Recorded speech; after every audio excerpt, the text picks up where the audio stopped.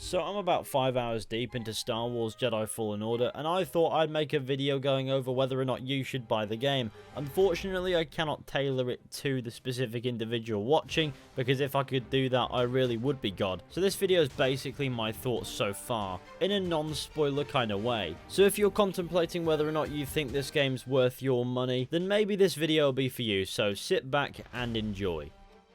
Now, I've seen a lot of people try to compare Star Wars Jedi Fallen Order to a Souls game, and I can tell you that it's definitely not that because I've played more than 45 minutes of it. And while I have struggled at some sections, I've managed to pull through, things that I just wouldn't be able to do in a Souls game. So while you may see people comparing Respawn's latest game to From Software's Souls games, you can take solace in the fact that it's nowhere near as difficult. That being said, that doesn't really say much, though I do see the comparison, people saying this is no reason to panic. Though I might as well get this point out the way, this game is not exactly the most breezy of games that I've played. That being said, difficulty in a game has never really been a deal breaker, has it? Though I think this is more due to the fact that the game's controls can be hard work, especially when you've got the brain of a chimp like me. That being said, I'm not the only person that I know of who's struggling at points. There are 4 difficulty settings. You have your story mode, which I'd imagine is just an easy mode basically. Then you have Jedi Knight, Jedi Master and Jedi Grandmaster.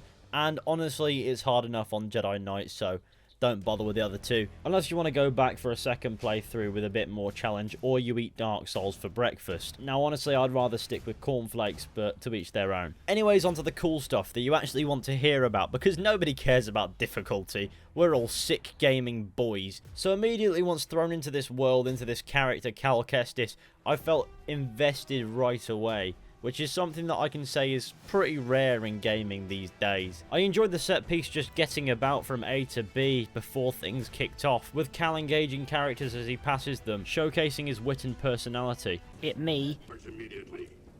You are not approved trash. And trash? Just not approved trash. I'm getting through it, ain't I? Cal. Good to see you. You too. Don't get yourself killed. That's the idea. Another the game does move at a pretty rapid pace, I didn't get the feeling that it was rushed in any way. The game quickly bridges you to Cal Kestis and his view of the universe that is Star Wars, and doesn't drag it out with filler. It gets straight to the point and then it moves on, establishing the protagonist and the primary antagonists inside 15 minutes. Now, while some games do this and feel a bit rushed, and other games drag it out and feel kinda slow, this game does it just right. Or at least close enough to right that it doesn't really matter, thrusting you into a set piece and having you out of the opening inside of the first half an hour. All I know is I thoroughly enjoyed the opening, and that's all that matters in my mind.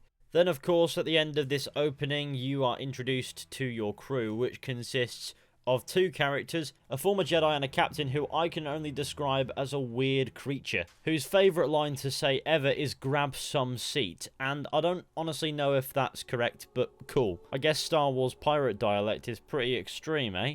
What even are you supposed to be, though? And then, of course, not much later on, you're introduced to BD-1, your useful little droid buddy who basically helps you do everything. And basically what I'm trying to say is, though it doesn't take too long to do, you're gradually eased into the game's mechanics and how it works, which is very useful considering this game is a much more thoughtful experience than you'd expect a third-person action-adventure game to be. With systems like combat, for example, if you aimlessly mash buttons like I tend to do, you're not going to achieve very much, which means that in combat situations you need to keep your head relatively level, meaning that easing you into the gameplay mechanics is probably the best way. In combat, you find yourself adapting to every single enemy type that you come across. They all have different strengths and weaknesses, allowing you to actually feel like you're accomplishing something when you defeat an enemy in combat. Certain enemy types are more resilient than others, and it's your job to make sure that you're prepared for these fights. Your health does not regenerate in combat, or at all for that matter on its own, so you have to rely on healing stims, of which you will have a limited supply of, so use them wisely. You can replenish them by resting at meditation spots or whatever the game decides to call them,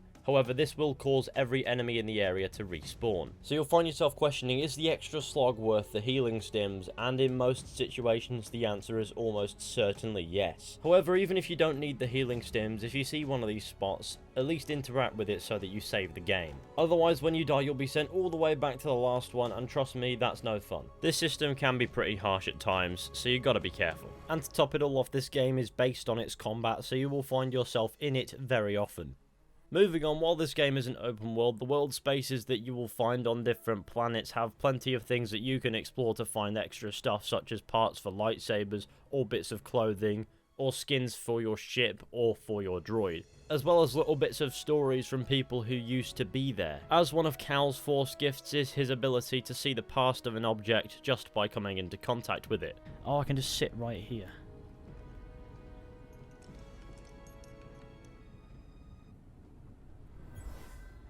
Is that a space banjo?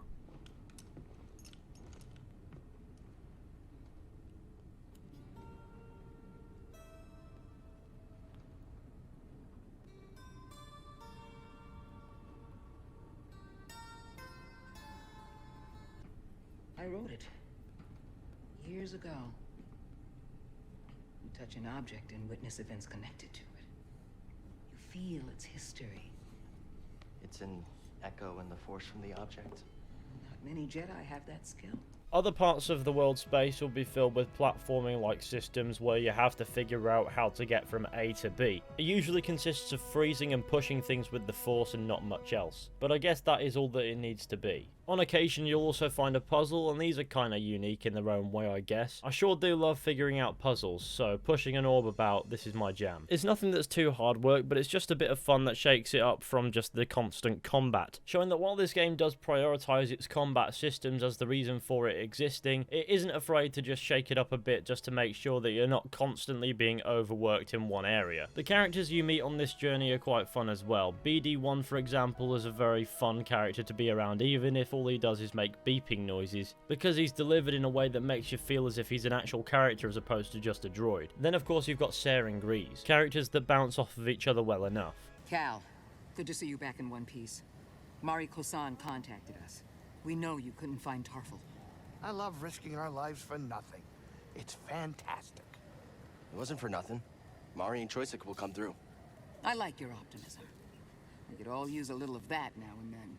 Hey, I'm a positive guy too. I'm positive that if I die, I'll be very upset. And then of course I'm enjoying playing as Cal Kestis, who's a great character in himself. He's very likeable as a guy, and I find myself invested in his story and believing in his mission. Yeah, I'm okay. You alright? No, we are not doing that again. And then of course there are other characters that you can run into, such as the already established Saw Gerrera. Seer, Grease, this is Saw. How you doing? What do you want with Tarful?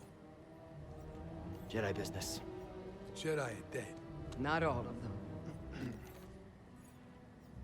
You get that over corpse? The Master gave it to me. And knowing his questionable character from other media in Star Wars, I was really surprised that they sort of alluded to it in this game as well. Your plan worked. And now you want to follow Saw? You don't like that idea? I'm concerned you're jumping from one risk to the next. Wait, what? I fly my ship in the middle of a battlefield, and now we're talking about risks? Why didn't you stop me? My job is to guide you on your path, not choose it for you. So here's my advice. The Empire's overtaken hundreds of worlds. There's a reason Saw chose Kashyyyk. Saw's goals may not be the same as ours. We should be careful. It just shows the level of detail that's gone into this game to make it fit with the Star Wars universe. Now back to the gameplay front, there are some things that are a little bit clunky and could definitely do with a bit of polishing. However, it's not too bad in its current form. On the front of bugs and glitches, I've run into quite a few that have sort of gotten in the way of continuing the gameplay a little bit, meaning that I've had to do things over when in reality I probably shouldn't have. What the fuck you... Suffice to say, while unsatisfying, these definitely weren't too present and didn't get too far in my way, so I can sort of let them slide as just glitches that occur from time to time.